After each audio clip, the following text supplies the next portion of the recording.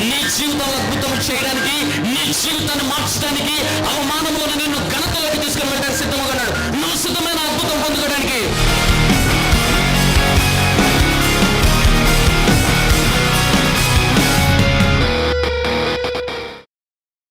మొదటి సమూయేలు గ్రంథము 13వ అధ్యాయం మొట్టమొదటి వచనం చదువుకుందాం. సౌలు 30 ఏండ్ల వాడై. సౌలు ఎన్ని ఏండ్ల వాడై? 30 ఏండ్ల వాడై. 30 ఏండ్ల వాడై ఏలన ఆరంభించెను. ఆరంభించెను. అతడు 2 సంవత్సరములు ఇజ్రాయేలీలను ఏలెను. అతడు 2 సంవత్సరములు ఇజ్రాయేలీలను ఏలెను. చూసండి, మొట్టమొదటి వచనములోనే సౌలు గురించి వ్రాయబడుతున్న మాట ఏమిటంటే, 30 ఏండ్లకి అతడు పరిపాలన చేయటం ఆరంభించాడు ప్రభు యొక్క కృపను బట్టి. 30 ఇయర్స్కి ఒక దేశానికి దేవుని మహాకృపను బట్టి రాజు అయ్యాడు. అండ్ మీకు ఈ విషయం తెలుసు, సౌలు ఇజ్రాయేలీలకి మొట్టమొదటి రాజు. ఎందుకంటే అంతకు మునుపు వరకు న్యాయాధిపతులు క్రింద ఉంటూ బ్రతికిన దినములవి. కానీ ప్రజలు సమూయేలు దగ్గరికి వచ్చి మనవి చేసుకున్నారు, మాకు సకల లోక మర్యాద చొప్పున మాకు కూడా ఒక రాజు కావాల్సిందే అని సమూయేలు దగ్గర మనవి చేసుకున్నప్పుడు దేవుడు వారి యొక్క మనవిని అంగీకరించాడు. వారికి సౌలుని రాజుగా అనుగ్రహించాడు. సో సౌలు రాజు అయ్యే టైంకి అతని వయసు ఎంత? 30 ఏండ్లు. 30 ఏండ్లకి ఆరంభం చేశాడు. 2 సంవత్సరములు ఇజ్రాయేలీని ఏలాడు. ఈ 2 సంవత్సరములలో అతడు చేసిన ప్రధానమైన పని ఏమిటంటే, 2వ వచనం చదవనమ్మా. ఇజ్రాయేలీలలో 3,000 మందిని ఏర్పరచుకొనెను. ఇజ్రాయేలీలలో 3,000 మందిని ఏర్పరచుకొనెను. వీరిలో 2,000 మంది మిక్మషులోను, 2,000 మంది మిక్మెషులోను, బేతేలు కొండలోను సౌలు నొద్ద నుండిరి. 1,000 మంది బెన్యామీనీయుల గిబియాలో యోనాతాను నొద్ద నుండిరి. మిగిలిన వారిని అతడు వారి వారి డేరాలకు పంపివేశాను. చూసారా, 30 ఏండ్లకు అతడు పరిపాలన చేయటం ఆరంభించి అతడు తన పరిపాలనలో చేసిన మొట్టమొదటి పని ఏమిటంటే, ఒక సైన్యాన్ని సిద్ధము చేశాడు. ఇజ్రాయేలీలకు అప్పటి వరకు సైన్యము లేదు, దళము లేదు. సో 12 గోత్రముల్లో నుంచి బలమైన వారిని ఏర్పాటు చేసుకుని వారి సంఖ్య ఎంతంటే 3,000 మందిని ఏర్పాటు చేశాడు. 3,000 మందిలో 2,000 మందిని తన దగ్గర పెట్టుకున్నాడు. 1,000 మందిని తన కుమారుడైన యోనాతాను దగ్గర పెట్టాడు. సో ఇజ్రాయేలీల యొక్క సైన్యం యొక్క సంఖ్య ఎంత? ఇప్పుడు 3,000 మంది. అప్పుడే రాజు అయ్యాడు. అప్పుడే వాళ్ళకంటూ ఒక ధర్మశాస్త్రం, ఒక చట్టం ఏర్పాటు అవుతుంది. ఒక స్మాల్ బేబీ కంట్రీ అదొకటి. అయితే అంత బాగా జరుగుతుందన్న టైంలో ఆల్ ఆఫ్ ఏ సడన్గా వీరికి ఒక రాజు ఏర్పాటయ్యాడు. వీరికి ఒక సైన్యము ఏర్పాటైందన్న విషయము శత్రువులైన ఫిలిస్తీన్ల చెవినబడింది. వారు వెంటనే వీరితో యుద్ధము చేయటానికి సిద్ధమై వచ్చారు. 5వ వచనము చదవండి, 13వ అధ్యాయం 5వ వచనము. ఫిలిస్తీయులు ఇజ్రాయేలీలతో యుద్ధము చేయుటకై 30,000 రథములను 30,000 రథములు ఎట్లా వచ్చారంట? 30,000 రథములు. ఎట్లా వచ్చారు? 30,000 రథములు. మనోళ్ళ సంఖ్య ఎంత? 3,000. 30,000 రథములు తీసుకొని, ఒక్కొక్క రథం మీద ఎంతమంది ఉంటారు ఇంక మీకే వదిలేస్తున్నాను. 30,000 రథాలను తీసుకొని 3,000 సైన్యం ఉన్న ఒక చిన్న దేశం మీద దాడి చేయడానికి వచ్చారు. అక్కడ తాగల 30,000 రథములు, 6,000 గుర్రపు రౌతులను. మళ్ళీ గుర్రపు రౌతులు ఎంతమంది ఉన్నారంట? 6,000 గుర్రపు రౌతులను. సముద్రపు దరి నుండు ఇసుక రేణువులంతా విస్తారమైన జనసమూహమును సమకూర్చుకుని వచ్చిరి. చూసారా, 3,000 మంది సైన్యం ఉన్న ఒక చిన్న దేశము మీదకి ఫిలిస్తీయులు అనే ఒక దేశ ప్రజలు ఏ విధముగా యుద్ధము చేయడానికి వస్తున్నారంటే, 30,000 రథాలను తీసుకుని వచ్చారు. 6,000 గుర్రపు రౌతులను తీసుకుని వచ్చారు. ఇంకా నిలబడి కత్తులు తిప్పేవాళ్ళు, బరిసెలు పట్టుకునేవాళ్ళు, ఈ నిలబడి యుద్ధము చేసేవాళ్ళు ఇక లెక్కలేదు. ఇసుక రేణువులంత విస్తారమైన జనము వచ్చారట. అర్థము చేసుకోండి ఇజ్రాయెల్ పరిస్థితి ఎట్లా ఉంటుందో. అర్థమవుతుందో మీకు ఆ మాట? చాలాసార్లు మన పరిస్థితికి, మనకు ఎదురైన శ్రమకి ఇటువంటి పరిస్థితి ఉంటుంది. మనమేమో చాలా చిన్నవాళ్ళము, విశ్వాసంలో అప్పుడప్పుడు ఎదుగుతూ ఉంటాము, అప్పుడప్పుడే ప్రార్థనలు నేర్చుకుంటూ ఉంటాం. సడన్గా వచ్చిన శ్రమ ఎట్లా ఉంటుంది అంటే ఒక పెద్ద శ్రమ నెత్తి మీద పడ్డట్టు ఉంటుంది మనకు. అసలు నిజమా కాదా? చదవండమ్మా, కంటిన్యూ చేయండి అమ్మా. వీరు బయలుదేరి బేతావేను తూర్పు దిక్కున మిక్మషులో దిగిరి. ఇజ్రాయేలీలు దిగులు పడుచు వచ్చి తాము ఇరుకులో ఉన్నట్టు తెలుసుకొని గుహలలోను పొదలలోను మెట్టలలోను ఉన్నత స్థలములలోను కూపములలోను దాక్కున్నారు. చూసారా, ఈ ఫిలిస్తీయులు ఎంతమంది వచ్చారో తెలుసుకోగానే అప్పుడే రాసాడు, అతని మీద నమ్మకం లేదు. సరే, జనం ఎంతమంది ఉన్నారా, సైన్యం ఎంత ఉందిరా అంటే 3,000 మందే. ఇప్పుడు ఈ 3,000 మంది వెళ్ళి సముద్రపు దరి నుండి ఇసుక రేణువులంత విస్తారమైన జనముతోటి పోటీపడి గెలవగలరా అంటే అసాధ్యం. అది నాకు తెలిసి యుద్ధం 1 నిమిషంలో అయిపోతుంది. ఒక్కసారి అంతమంది జనం వాళ్ళ మీద అటు పడ్డారు అనుకున్న 3,000 మంది అయిపోద్ది అంతే, 1 నిమిషం. ఏదంటారు చూసావా, అసలు కనీసం ఇక్కడ యుద్ధం జరిగిందంటానికి ఆనవాళ్ళు కూడా లేకుండా మొత్తం క్లీన్ స్వీప్ చేసి పడేస్తారు. ఎప్పుడైతే ఈ విషయము ఇజ్రాయేలీకి తెలిసి వచ్చిందో అనేక మంది భయముతోటి ఇదిగో పొదల్లో దాక్కుంటున్నారంట, గుహలలో దాక్కున్నారంట, మెట్టల్లో దాక్కున్నారంట, ఉన్నత స్థలముల్లో దాక్కున్నారంట, కూపముల్లో దాక్కున్నారంట. ఇంకా 7వ వచనము, కొందరు హెబ్రీలు యోర్దాను నది దాటి గాదు దేశమునకు గిలాదునకు వెళ్ళిపోయారు. ఇంకొంతమంది అసలు ఇజ్రాయెల్ దేశం వదిలిపెట్టేసేసి ఎక్కడికి వెళ్ళిపోయారు? గాదు అనే దేశంకి వెళ్ళిపోయారు, గిలాదు అనే దేశమునకు వెళ్ళిపోయారు. కానీ సౌలు ఇంకను గిల్గాలులోనే ఉండెను. జనులందరూ భయపడుచు అతన్ని వెంబడించి, చూసారా, కొంతమంది ఏమో కొండల్లో, గుట్టల్లో, కూపముల్లో, వీటి దగ్గర దాక్కున్నారు.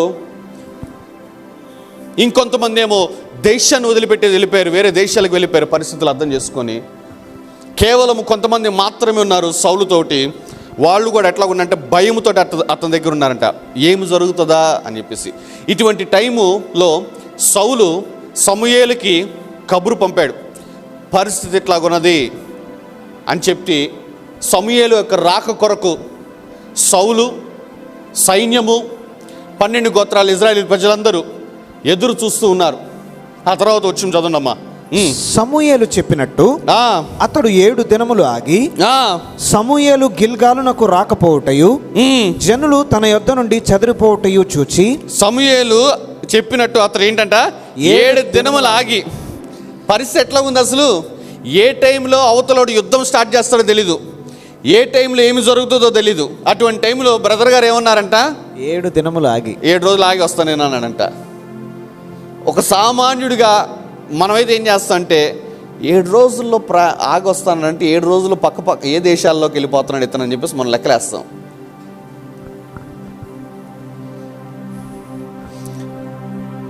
సమూయేలుకి రావటంలో 7 రోజులు అయిపోయింది కూడా. ఇంకా సౌలుకి అర్థం కావట్లే. ఒక పక్క సైన్యం అంతా మోహరించిపోయారు, కొద్ది కొద్దిగా జనాలు వెళ్ళిపోతున్నారు, ఇతర దేశాలకు వెళ్ళిపోతున్నారు, కొంతమంది దాక్కుంటున్నారు. ఇంకా సౌలుకి ఏమి చేయాలో అర్థం కాక సమూయేలు ఏమో రాడేమో అనుకొని సమూయేలు చేయవలసిన బలి ఏదైతే ఉన్నదో ఆ బలిని సౌలే అర్పించేసేసాడు. మీకు అర్థమవుతున్నాయి నా మాటలు? అర్థమవుతున్నాయా?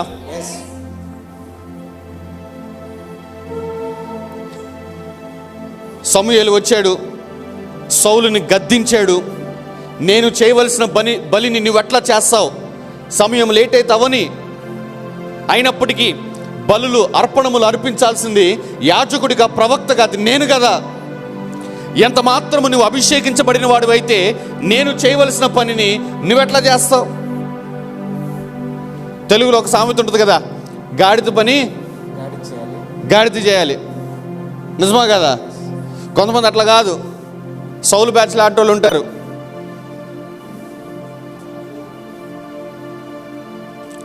నీకు అప్పగించిన పని నువ్వు చేయి, ఇంకొకరు పనిలో జోక్యం చేసుకోమాక.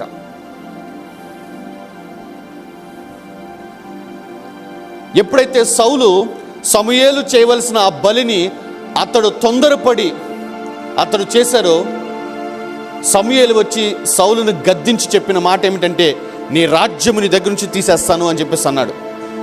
ఇదే దేవుని వాక్యము అన్నాడు.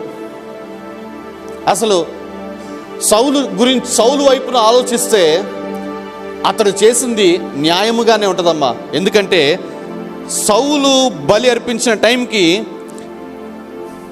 జనాలు ఎంతమంది ఉన్నారంటే సౌలు దగ్గర 15వ వచనం చదవండమ్మా. మొదటి సమూయేలు గ్రంథము 13వ అధ్యాయము 15వ వచనం చదవండమ్మా.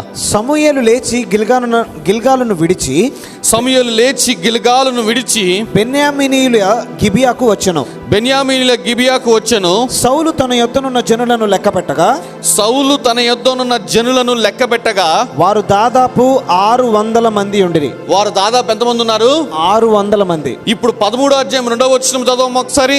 ఇజ్రాయేలీలో 3,000 మందిని ఏర్పరచుకొనెను. చూసారా, అధ్యాయము ఆరంభంలో సౌలు దగ్గర ఉన్న జనాలు ఎంతమంది? 3,000 మంది. ఈ 7 రోజుల లేట్, ఈ 7 రోజుల వ్యవధిలో సౌలు దగ్గర ఉన్న ఆ కొద్ది సైన్యము కూడా చెదిరిపోయారు. 7 రోజుల్లో జనాలు ఏం చేశారంటే గాదు దేశం పారిపోయారు, గిలాదు దేశమునకు పారిపోయారు, కొండల్లో గుట్టల్లో గుహల్లో దాక్కున్నారు. ఎందుకు? ఫిలిస్తీన్లు ఎంతమంది ఉన్నారు? 30,000 రథములు, 6,000 గుర్రపు రౌతులు, సముద్రపు దరి నుండి ఇసుక రేణువులంత విస్తారమైన జనము.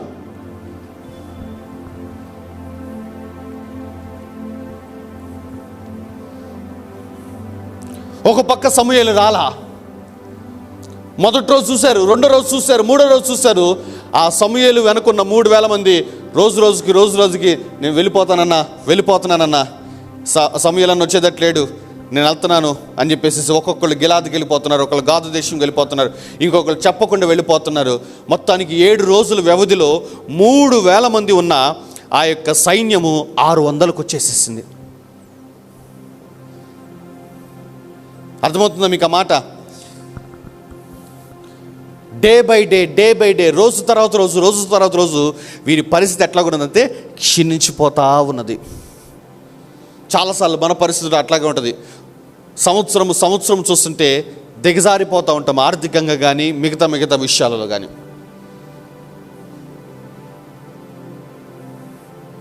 సరే, ఈ 600 మందితోటి ఎట్లాగైనా యుద్ధము చేద్దామని చెప్పేసి సౌలు నిర్ణయించుకుంటే ఈ ఫిలిస్తీన్లు చేసిన పని ఏంటో తెలుసా? 19వ వచనం చదవండమ్మా. 13వ అధ్యాయము 19వ వచనము. హెబ్రీలు కత్తులను ఈటలను చేయించుకొందురేమో అని. హెబ్రీలు ఏంటంట?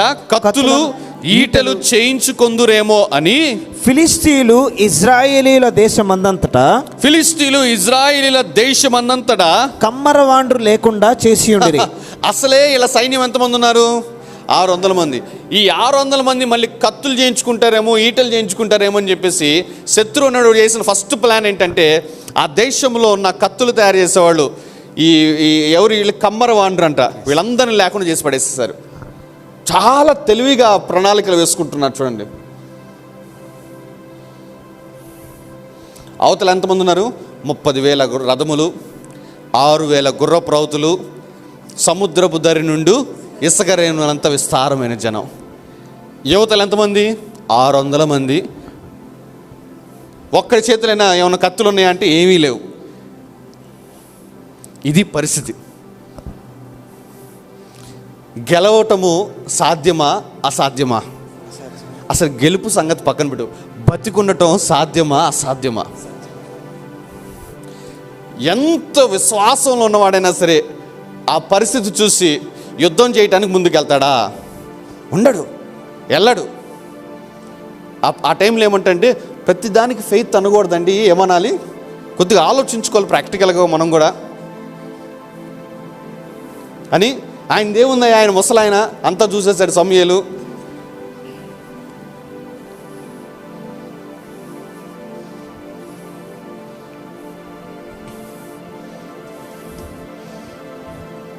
ఇరవై 22 వచ్చింది చదవమ్మా. కాబట్టి యుద్ధ దినమందు సౌలు నొద్దను యోనాతాను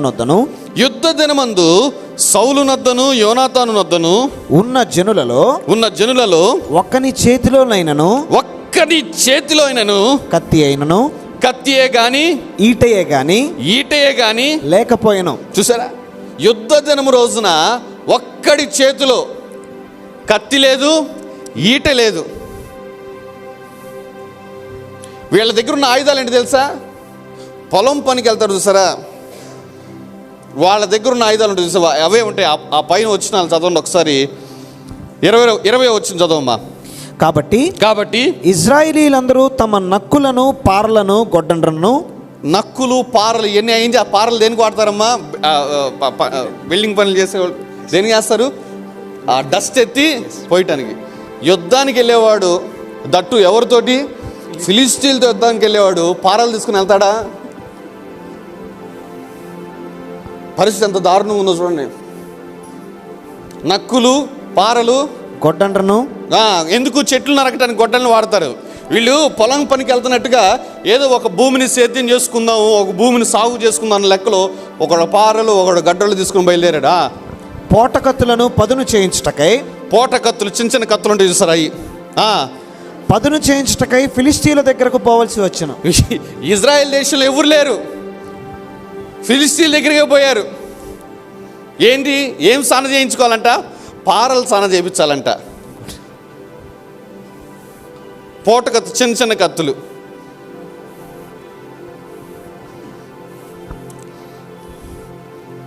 కొంతమంది అయితే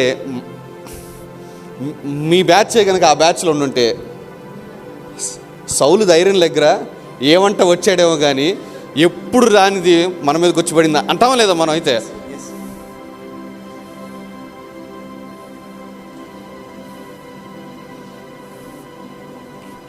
చదవమా.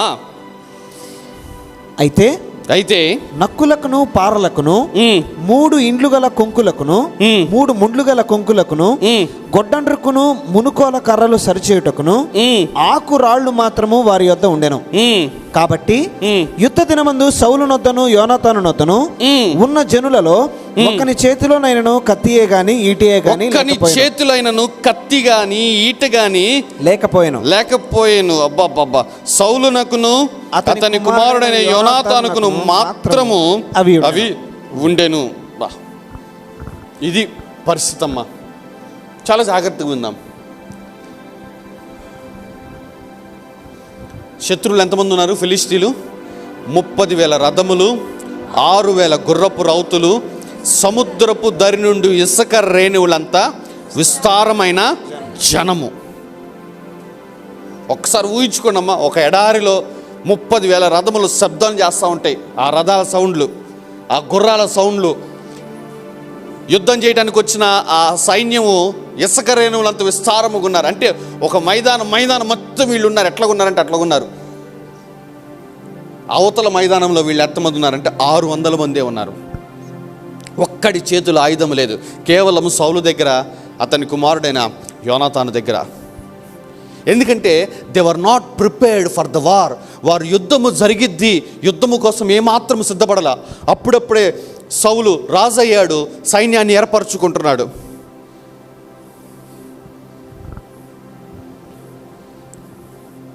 భయంకరమైన దిగుల్లో ఉండిపోయాడు సౌలు. అయితే భయంకరమైన దిగుల్లో ఉన్నాడు.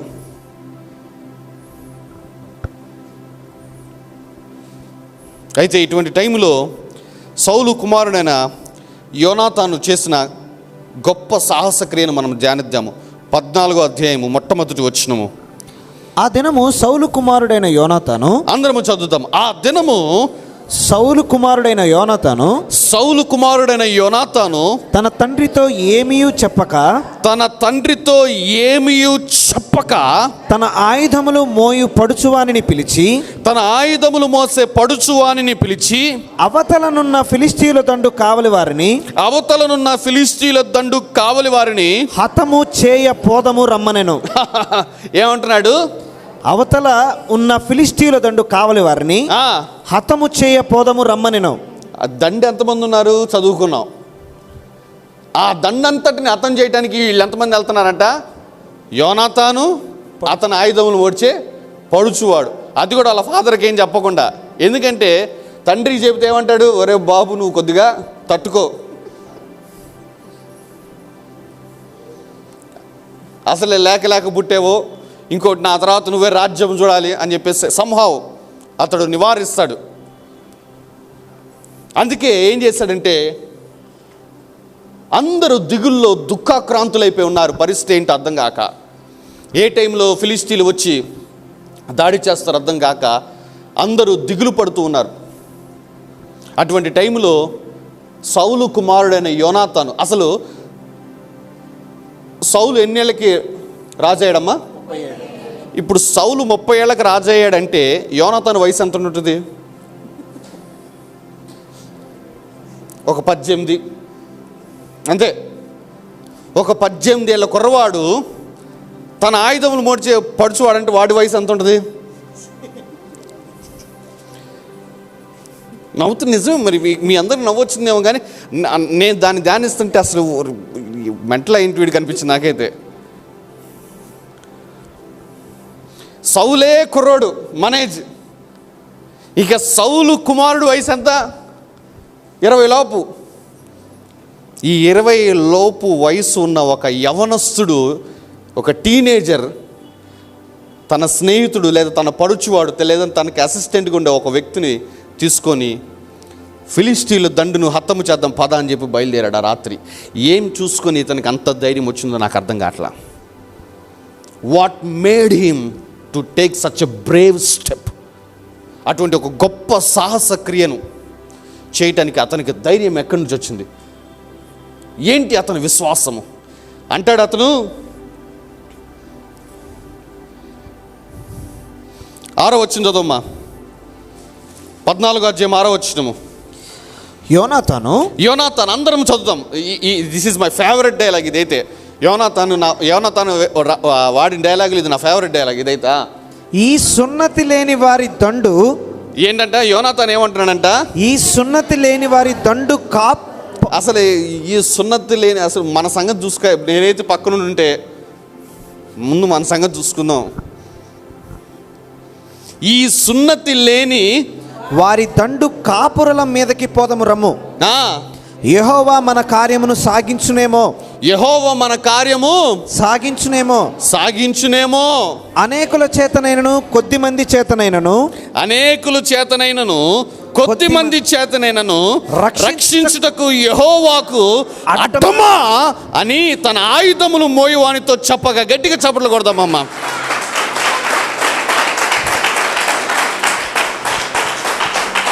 హల్లెలూయా, హల్లెలూయా. ఏమంటున్నాడు యోనాతాను?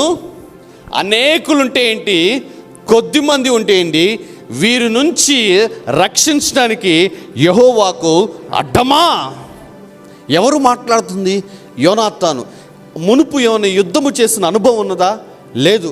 రాజు కుటుంబంలో పుట్టాడా అంటే కాదు. వాళ్ళ తండ్రి ఎవరంటే గాడిదలు కనపట్లేదని చెప్పేసి ఊరూరా తిరిగినాడు, గాడిదల కోసం వెతుక్కున్నాడు. రాజు కుటుంబం కాదు, మునుపు యుద్ధములు చేసిన అనుభవం లేదు. అప్పుడే రాజు అయ్యాడు వాళ్ళ నాన్నగారు. వాళ్ళ నాన్నగారి మీదైనా అభిషేకం ఉన్నది, ఇతని మీద అది కూడా లేదు.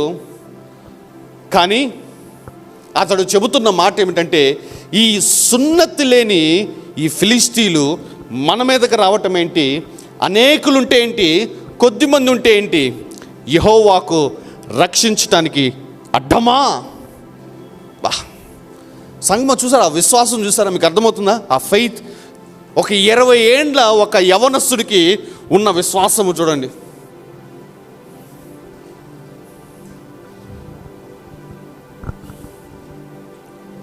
నీకు కూడా ఇటువంటి విశ్వాసం వచ్చును గాక. ఆమేన్. ఎందుకంటే నీ జీతం చూసుకొని పెద్ద జీతం ఉంటే ఏంటి, చిన్న జీతం ఉంటే ఏంటి, నేను కొనాలనుకున్న బంగ్లాను కొనడానికి దేవుడికి ఏమైనా అడ్డమా అని చెప్పేసి. హల్లెలూయా, హల్లెలూయా, హల్లెలూయా, హల్లెలూయా. ఒక్కసారి నువ్వు దేని కొరకైతే విశ్వాసము వినియోగిస్తూ ప్రార్థన చేస్తున్నావు, ఒక్కసారి దాన్ని తలుచుకోమ్మా. ఒక్కసారి దాన్ని తలుచుకుని ఈ డైలాగ్ వేయరాదు. 30,000 గుర్రము రౌతులు, 30,000 రథములు, 6,000 గుర్రపు రౌతులు, సముద్రపు దరి నుండి ఇసుక రేణువులంత విస్తారమైన జనము మీదకి ఆ రాత్రి ఒక 20 ఏండ్ల పడుచువాడు అతని యొక్క సహాయకుడు కలిసి యుద్ధమునకు బయలుదేరారు. ప్రాణములు తెగించారు. యుద్ధమునకు వెళుతున్నప్పుడు యోనాతాను తన యొక్క చెలికాడుతో చెబుతున్న మాట ఏమిటంటే, అనేకులుంటే ఏంటి, కొద్దిమంది ఉంటే ఏంటి, రక్షించుటకు యెహోవాకు అడ్డమా.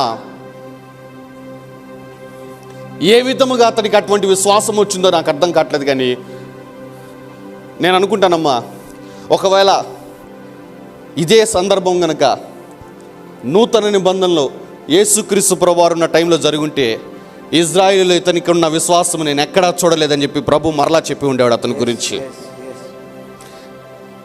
ఆ రోజున తూరు సీదోను ప్రాంతం నుంచి వచ్చిన ఒక స్త్రీ తన కుమార్తెకు దయ్యము పట్టిందని చెప్పేసి ప్రభు దగ్గర అడిగితే, ఆమె చేసిన ప్రార్థన విని ఇజ్రాయేలులో నేను ఇటువంటి విశ్వాసం ఎవరి దగ్గర చూడలేదని ఆశ్చర్యపడ్డాడు.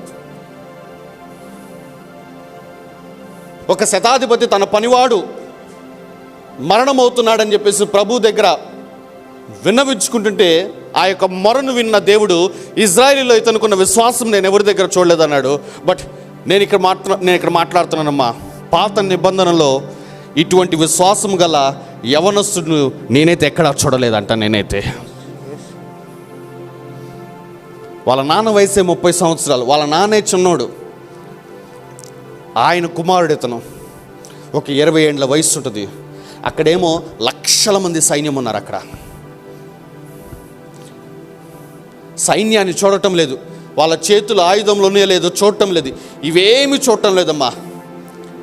అతడు తన దృష్టి మొత్తము దేవుని పైన పెట్టుకొని మాట్లాడుతున్న మాట ఏమిటంటే, తన యొక్క స్నేహితుడితోటి, అనేకులుంటే ఏంటి, కొద్దిమంది ఉంటే ఏంటి, రక్షించుటకు యెహోవాకు అడ్డమా. Wow, what a faith, what a faith. ఇటువంటి విశ్వాసం కనుక నీలో ఉన్నట్లయితే, ఇటువంటి ఒక ధైర్యంతో కూడుకున్న నిర్ణయాలు కనుక నువ్వు కనుక చేస్తున్నట్లయితే, నేను చెప్తున్నానమ్మా, ఈ సంవత్సరంలోనే భయంకరముగా నువ్వు దీవించబడిపోతావంట. నేనైతే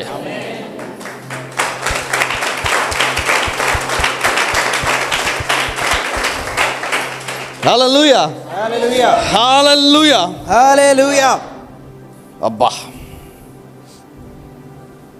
తర్వాత కంటిన్యూ చేయమ్మా. అతడు నీ మనస్సులో ఉన్నదంతయు చేయము, నీ మనసులో ఉన్నదంతయు చేయము, పోదుము రమ్ము, నీ ఇష్టానుసారముగా నేను నీకు తోడుగా ఉన్నానని. అబ్బో, పెద్ద పెద్ద మనిషి అండి. అసలు ఆ ఆయుధములు మోసే పడుచువాడు ఏమంటున్నాడు, నేను నీకు తోడున్నా పద. అసలు ఆయనే ఒక 20 ఏళ్ళు ఉంటాయి. ఇతను చెప్తున్న మాట ఏంటంటే, పద నేను నీకు తోడుగున్నాపా అంట. ఏంటి వీళ్ళిద్దరికి ఎక్కడి నుంచి వస్తుంది విశ్వాసం, నాకు అర్థం కాట. బా,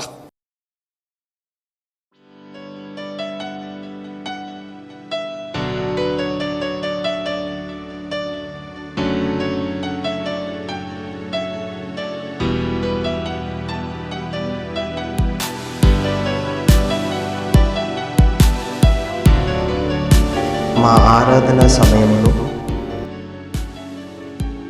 ఉదయం 10 గంటలకు